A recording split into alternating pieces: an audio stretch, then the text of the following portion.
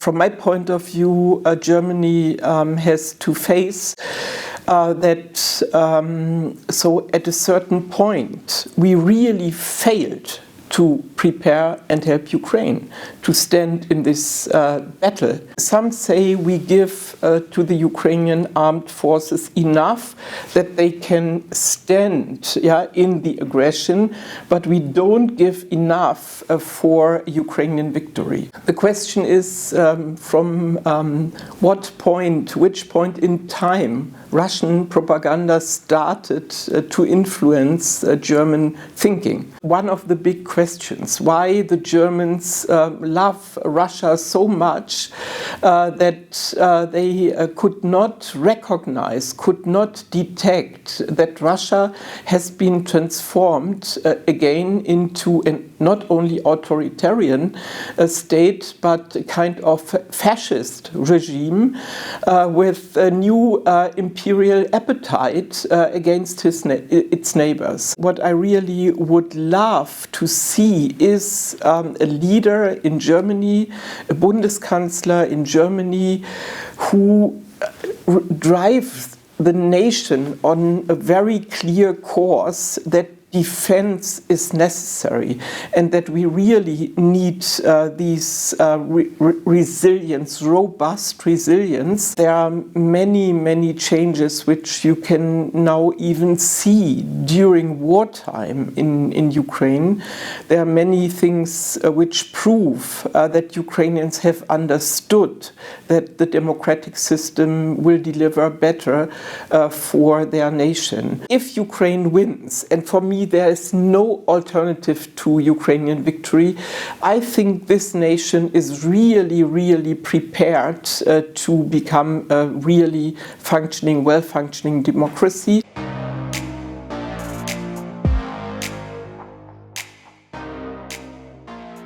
Good day and welcome to CDI Talks. My name is Anton Shekhovtsov and I'm the chair of the Center for Democratic Integrity, an Austria-based association that analyzes attempts of authoritarian regimes to influence politics and societies in Europe. My guest today is Rebecca Harms, a prominent member of the German Greens Party, which is part of the current German federal government.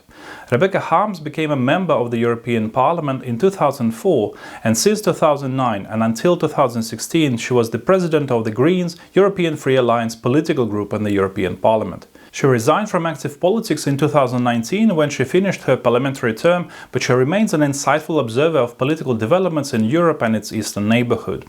Apart from green politics, Rebecca Harms has been actively involved in helping Ukraine to democratize and modernize. She often traveled to the country since the days of the Orange Revolution and knows Ukraine well. Because of her support for democracy in Ukraine and beyond, Russian authorities announced Rebecca Harms a persona non grata in 2014, and the following year included her in the blacklist of 89 prominent people from the EU who would not be allowed to enter Russia. I hope you will find my conversation with Rebecca Harms interesting, and if you do, please like this video and subscribe to our YouTube channel to stay updated on future episodes of CDI Talks. Rebecca, thank you very much for joining CDI Talks, this project of the Center for Democratic Integrity, where I interview people, experts, politicians, activists, journalists on the question of authoritarian influences in Europe, and also more recently on the Russian-Ukrainian war and reactions to this war in Europe. And I know you've been following this entire situation, this conflict between Russia and Ukraine since the very beginning. And even before that, you were following the developments in Russia and the degradation of human rights in the country and the degradation of democratic freedoms and the civils, repressions against the civil society. But still, it really interests me. 24th of February last year, were you surprised by this full-blown invasion of Ukraine, considering that you had been following this for many years? I had agreed with one of my closest friends in Kiev to fix my alert for this hour in the morning when some people expected it to happen. In case it happens, it should happen at 4 o'clock in the morning. And I had fixed my alert, and immediately when I woke up, I checked the news and saw it happens. So that was the moment when I knew that the big war was beginning, and I was not totally surprised because I was among those people in Germany who always said during the year before 24th of February 22, why should Russia amass these kind of troops and also equipment along Ukrainian borders and in these on the front line in Donbass, if they do not plan an escalation of the war which started in 2014. What was a surprise for me was not that it happened, but the way it happened. So honestly, I had not expected that suddenly many places and cities and regions in Ukraine, which I know very well, came under fire, and that so Ukraine would be under attack from the ground, from water, from the sea, and from air. So that was a real shock. Yeah. And I was happy that Ukrainians were maybe not all 100% prepared, but that these efforts to invade Ukraine completely were stopped. This was also due to preparation which had taken place in Ukraine.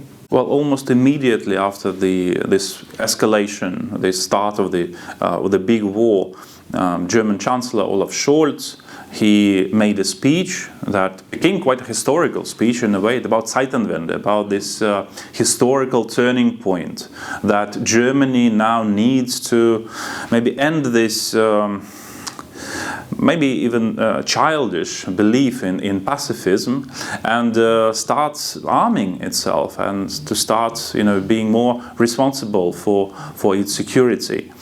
Now, more than a year has passed since his speech. What do you think of it now? How radical was that Zeitenwende? How do you evaluate the changes? Is it a really historical change, or was it just a speech and then everything went back to normal, back to the usual? So what I never liked about political decisions and the decision makers and those who comment about these decisions in politics is if something is immediately declared as something like a historic moment, a historic decision, etc.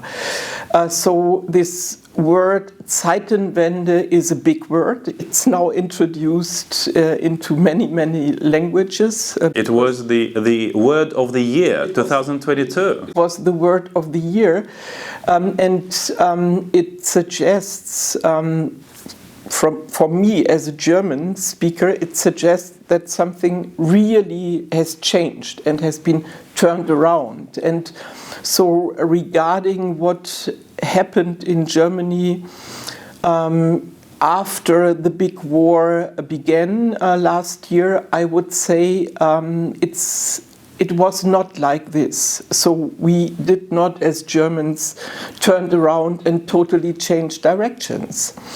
For example, from my point of view, Germany has to face that so at a certain point we really failed to prepare and help Ukraine to stand in this battle. And so what is historic is what's happening in Ukraine. So a historic moment was when Putin declared war. Yeah, and what we as Germans have to face is that our reactions will never ever be called historic. So there were moments which will always be remembered as shameful moments for the Germans. So remember the helmets. The only things we wanted to give the Ukrainian army as a nation were helmets, and even those helmets did arrive in Ukraine only months after the decision had been taken.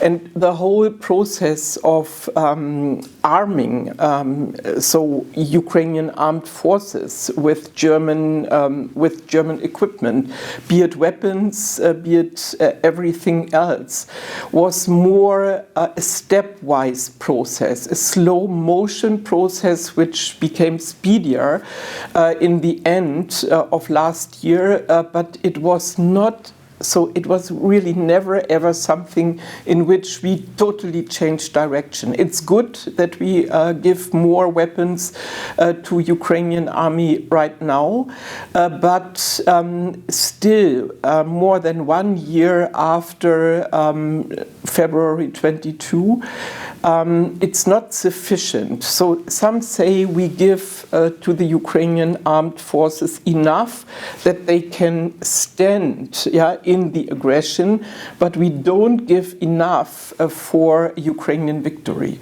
And that's also still part of what I would criticize our chancellor for. He's until today not able to say that Russia must be defeated and Ukraine must win. Talking about arms supplies from Germany to Ukraine, of course, I agree with you, and many Ukrainians would agree with you that there is something to criticize Germany for. But in the end, if you look at the numbers and at the arms supplies from different countries, Germany holds, I think, the third or the fourth place in these arms supplies after the Americans and the Brits. We got better. You did, and also economic help was. So it was really an urgent need for this because as the economically most successful country in the EU, we have also some duties, and I would never forget that before February 22, the Brits, the Americans, the Canadians, they already armed Ukraine. They sent weapons and a lot of things Ukrainian army needed. They had before already for years and years educated and trained Ukrainian soldiers. So if the Germans would have done in the beginning of the war what they did 1 year later, it would have helped much more, and the chances for the Ukrainian army to stand and to not allow occupation of more Ukrainian territories by Russia, Ukrainians would have been much more successful. So there was a tipping point which we missed, is what one of my best friends in Ukraine always says. A tipping point at which by more weapons from Germany, Germans could have guaranteed more success against Russian army and could have guaranteed less Ukrainian victims. Now what we see in Germany, and this is going on since last year, is what can be described war of letters or war of words. We see different groups of intellectuals, of politicians writing letters addressed to the German authorities, probably. And this is about the debate on the German arms supply, something that you already said. There is a resistance. I don't know how to describe this resistance to the arms supplies to Ukraine. It may be political, but also there is a historical element in this resistance, and probably even cultural, in a way, somehow, resistance to this. So you have these different groups, and more recently, one quite strong group is led by two women, by Alice Schwarzer, who is a known feminist, a German feminist, and she is joined by Sarah Wagenknecht, the leader of this far-left party in Germany. Ukrainians and some observers in the West, by reading those letters against the arms supplies, they would immediately say, well, this is Russian propaganda. Well, this is this is Russian disinformation. This is straight from the Russian manual. This is straight from the Russian textbook. All these narratives, all these arguments. But it's not that easy, right? We cannot just say, well, this is Russian propaganda. This is something very German as well.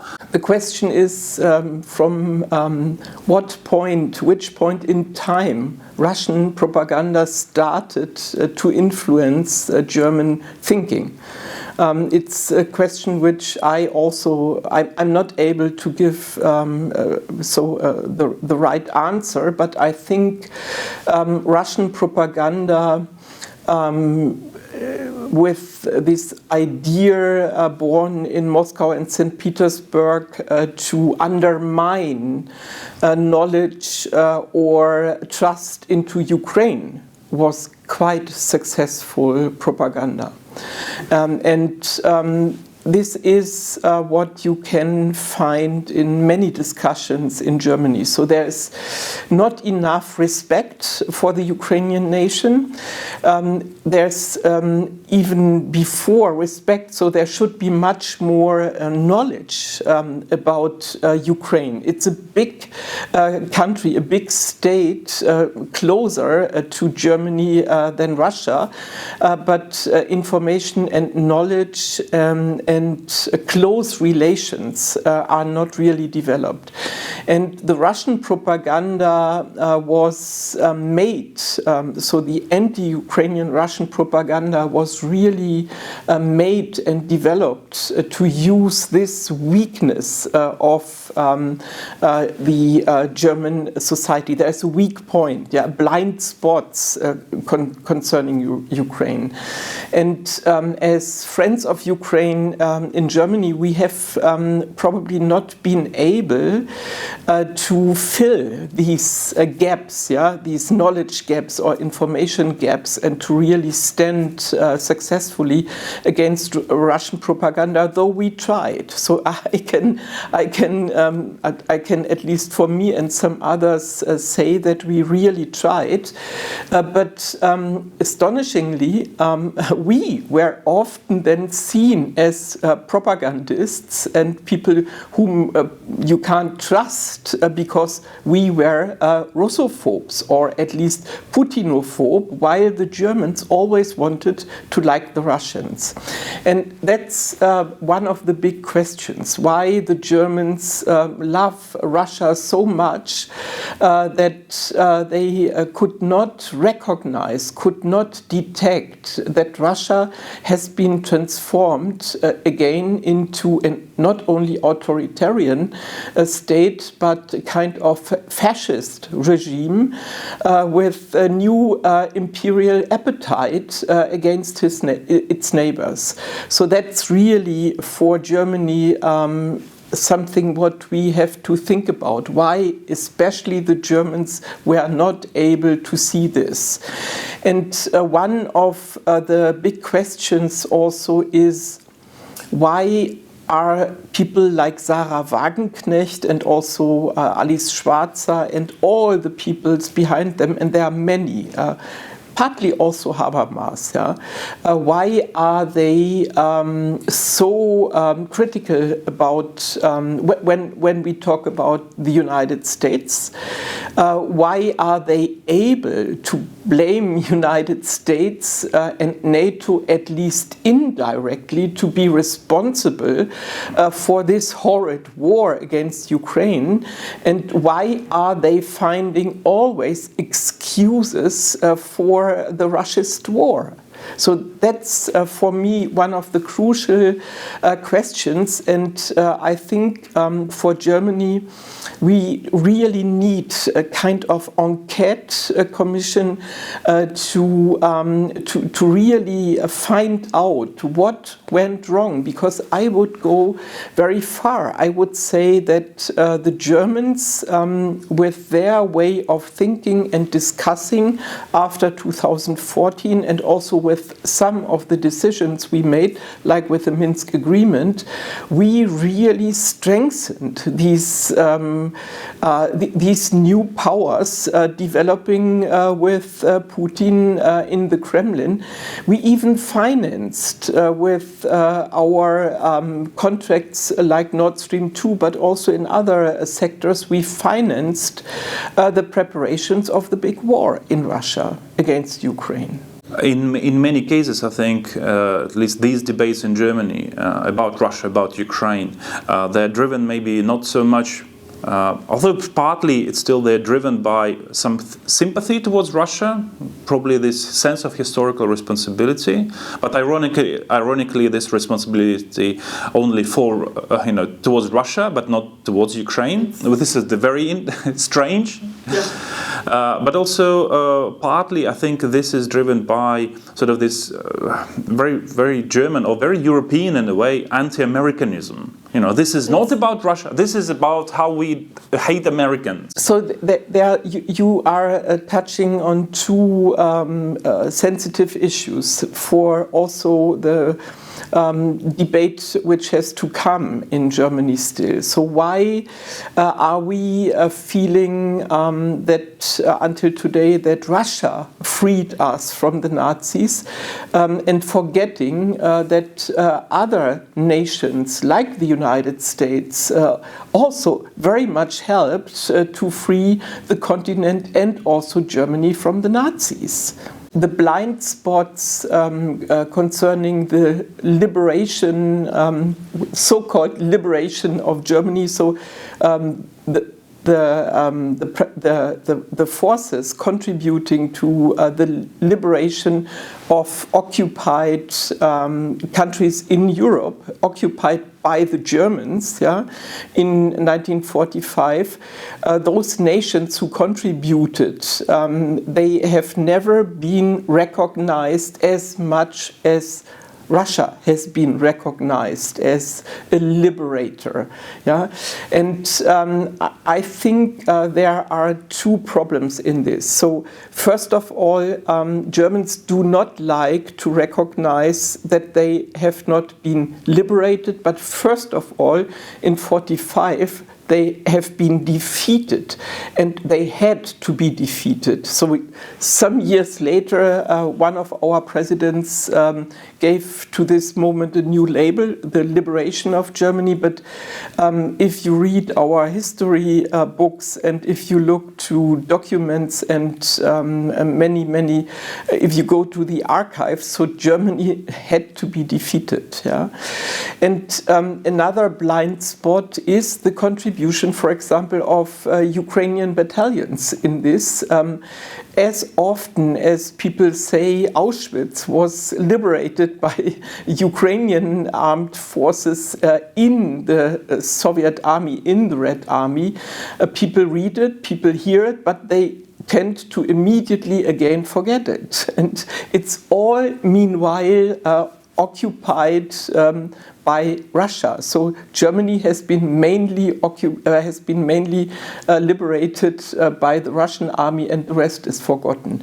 And that's quite a problem for this actual moment. If you look at the Central Eastern Europe, they would say, well, that was a liberation, but that was followed by the occupation, by the Soviet occupation. So, but it's interesting that especially in those parts of Germany, so the new Germany, reunited since '89,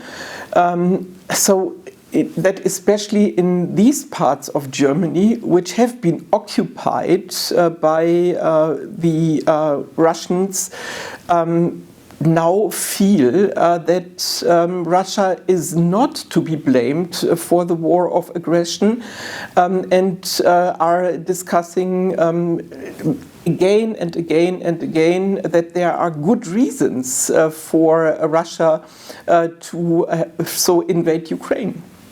They find always, so the excuses you find if you are debating with people from East Germany, they are really shocking, and it's as if people would have totally forgotten what happened during Soviet occupation in the GDR.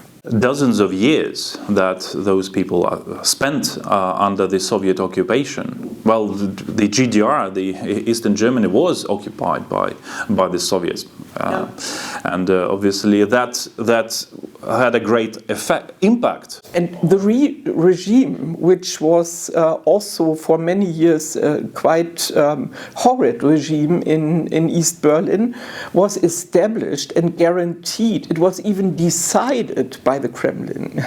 Well, one explanation would be that this new Germany, this Eastern Germany that was reunited with West Germany at the end of the socialist camp at the end of the 1980s, one explanation why there are so many pro-Russian sentiments there is that some of those people, they actually miss those good times of East Germany being this part of the socialist bloc, because some of them, lost probably some stability that they had in those times. And this is what happened with many people who feel nostalgic about the Soviet Union, because first they were young at the time, and you always have a better view of those years when people were young, when we were young, right?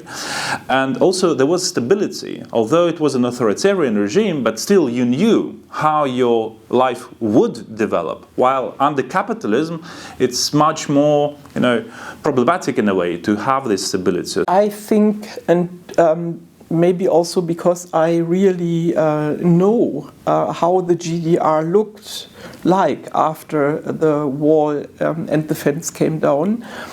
I really also would like to have in Germany again a big debate, including most parts of society, about why we can't deal with the progress since '89 in a positive way, while other nations,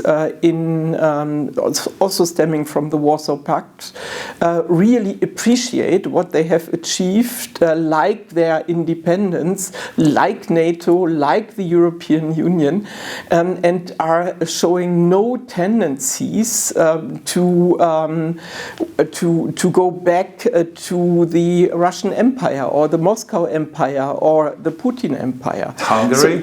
Hungary is the only exemption, I would say, right now.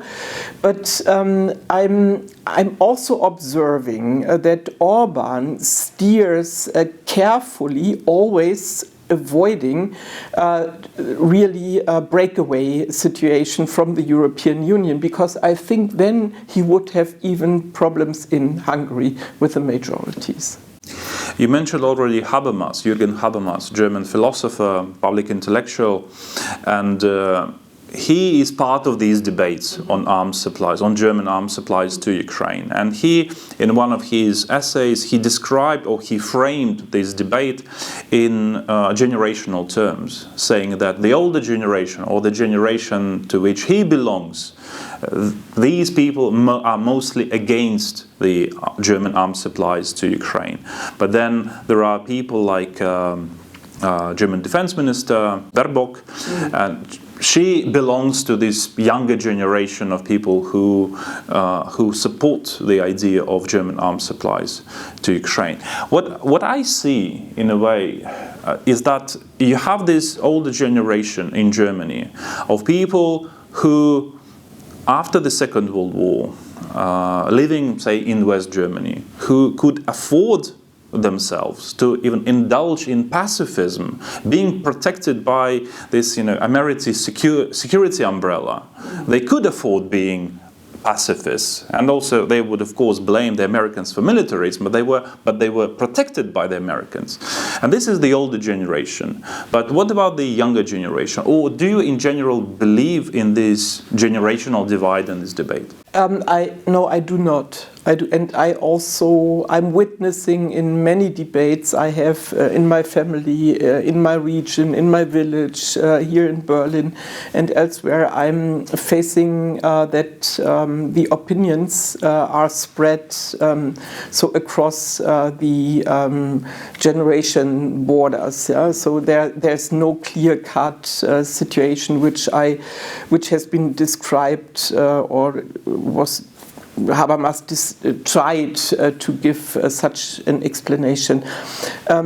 I think that the Germans as a nation,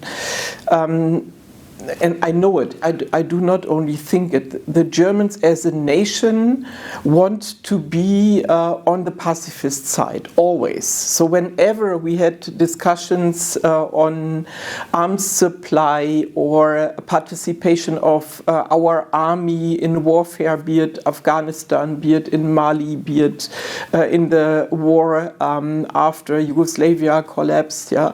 So it was always complicated, and they always wanted to keep pacifist hands, clean hands. Somebody else needs to do the dirty job. So I'm even not sure whether it's really because of conviction or because so they do not want to do the job. So it's very difficult to decide. But what I found impressive in the beginning of the big war, in 2022 against Ukraine, was that many people had found it a challenge to understand that Ukrainians were fighting for freedom and democracy, and Germans never ever had to fight for their freedom in the last century. They were defeated, and they were, so for example in Western Germany they were forced by the Allies into a free and democratic society based on Grundgesetz und Verfassung, and now they obviously are lacking this to understand this own experience as a nation. It's not in our genes that we freed us. We were fighting for our freedom. We were liberated. That's the best explanation for us, and it's a perfect explanation. And because it is like that, we are not able to understand the Ukrainians.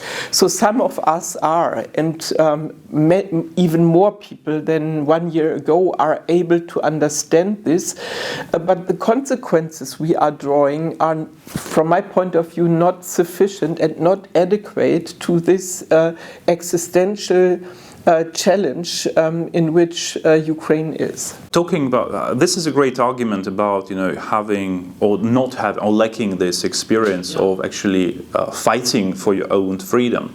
But do you think that there is an understanding, or at least in some elements of the German society, if there is an understanding that Ukraine, by fighting for its own sovereignty and independence, it also contributes in the end to the security of entire Europe? Is there such an understanding? I think some do understand this. There are also many people who meanwhile say, including our minister Annalena Baerbock and others in the government, saying that Ukrainian soldiers are fighting a war which is also our war.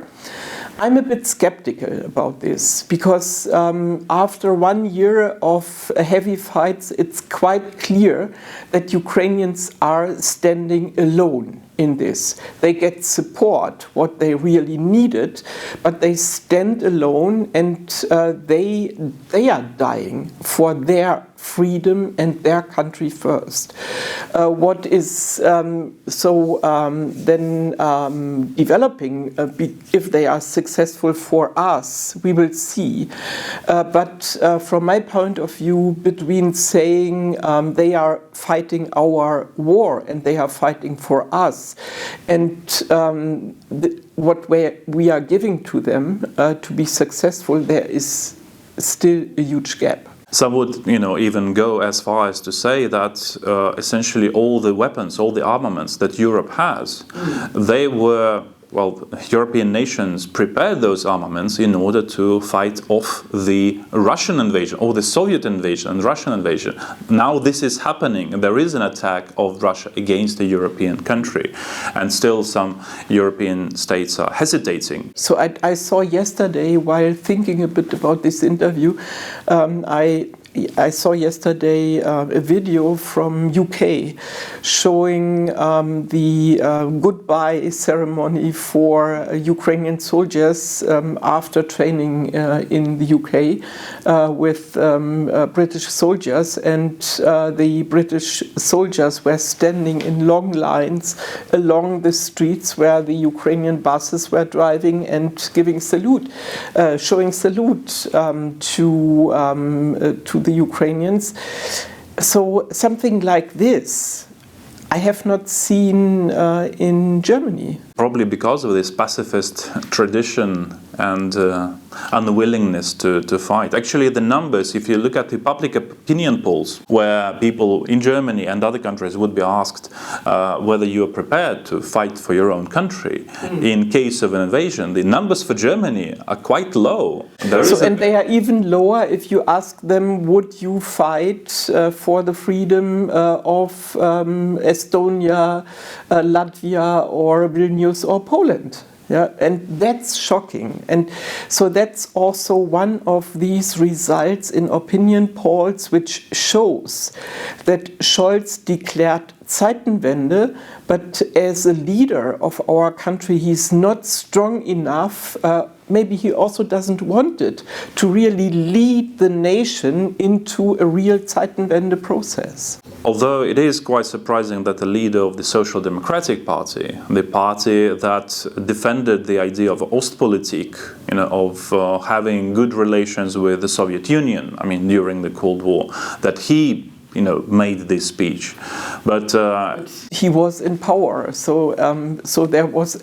I know that everybody always says it's so astonishing, but remember, Social Democrats and Greens were in power when we made the decision to participate in the war after Srebrenica happened. Yeah, and we were in government after 9/11 and agreed to be part of the alliance sent to Afghanistan.